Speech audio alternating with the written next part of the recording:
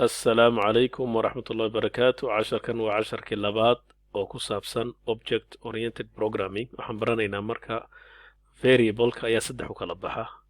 Instance variable wixii self wata waa instance variable, marka wuxuu kuu fududeynaya inaad hadhowto method kale arki karto. self.model-kaas iminka haddeen self-kaas markaan ku horreysiino waxaan arkaynaa instance variables-kii.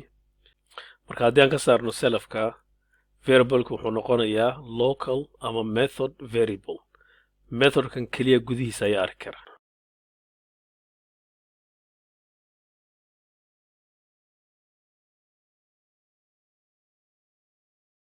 okay, marka waxaan samaysanaa hadda car1.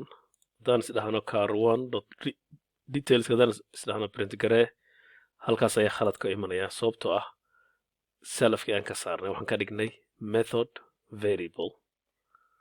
haddaynu dhahno hadda car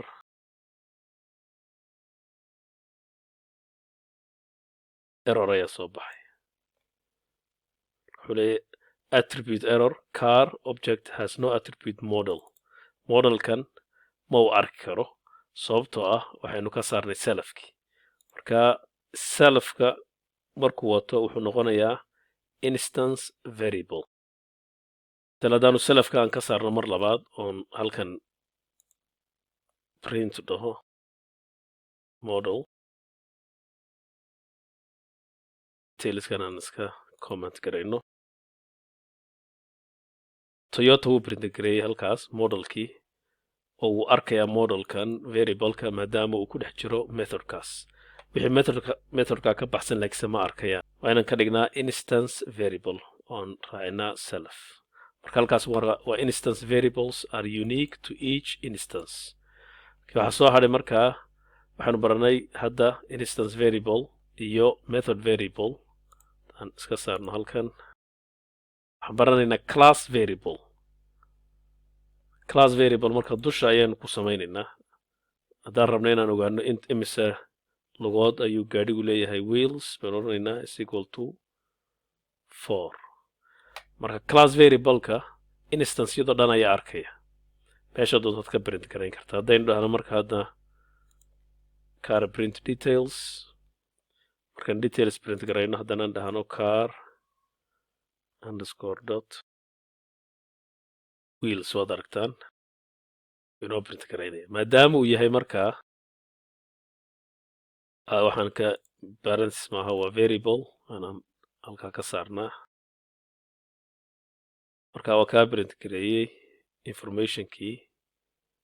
waxaan ka ilowna halkan print inaan dhahno.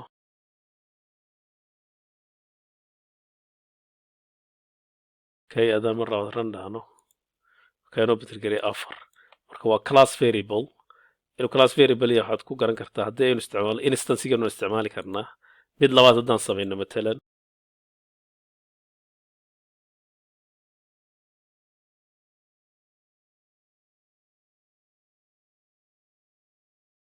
oon print garayno markaa wuxuu inoo print garaynayaa markaa informationkii car dot wheels.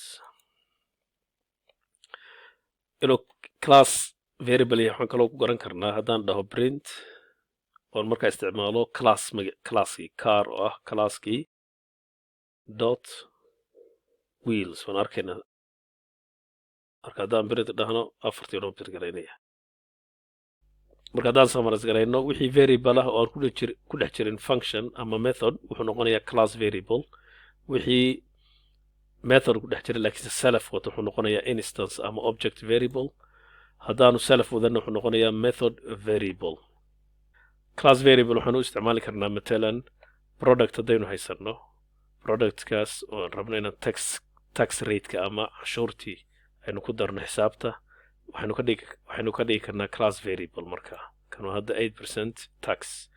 marka markaynu usoo dirayno hadda discount waxaan usoo diraynaa namekii productigii pricekii discountigii final pricekaasu uma soo dirayno inaga xisaabinayna. method halkan waxaan samaysanay marka ah calculate price. discountiga marka hore xisaabinaynaa kabacdi total pricekaasu waa method variable. methodkan keliya arki kara. kabacdi marka waxaynu nidhi final pricekii oo ah instance variable is equal to total price-kii oon marka round ku samaynay muhiimaddu marka waxaweyaan tax rate-kaas markaynu isticmaalayno waxaan isticmaalaynaa product dot tax rate product oo class namekii product dot tax rate taas waxay ku tusaysaa marka inuu yahay class variable inta kale marka macluumaadku baan print garaynaynaa halka marka waxaan samaynay p1 oo ah product laptop price waa 1000 discountuna waa 0.1 marka hore calculate price-kii baan u yeedhaynaa si aan price-ka u calculate garayno kabacdina waxaan print garaynaynaa summary-gii taynu dhahno run waxaanoo print garaynayaa markaa product 1000 buu ahaa 10% discount markaan ku darno ka jarno tax rate-kiina aan ku darno wuxuu noqonayaa 972 halkaasaan casharkan ku joojinaynaa waa inoo casharka dambe insha allah wasalaamu calaykum waraxmatullahi wabarakaatu